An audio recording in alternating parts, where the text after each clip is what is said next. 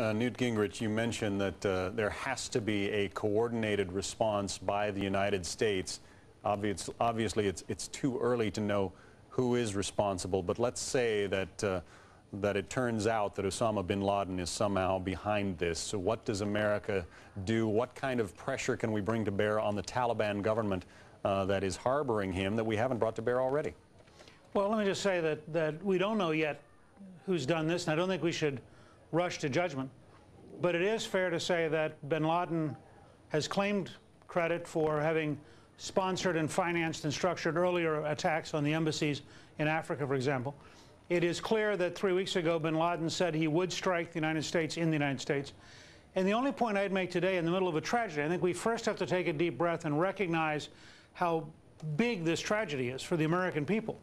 That I don't think we have to become paranoid. I don't think we have to go into a bunker mentality. But for 8 years, we have said publicly that bin Laden is a major threat to the United States. And yet for 8 years, while we have launched Tomahawk missiles and we've done other things, we haven't taken him as seriously as he has taken us.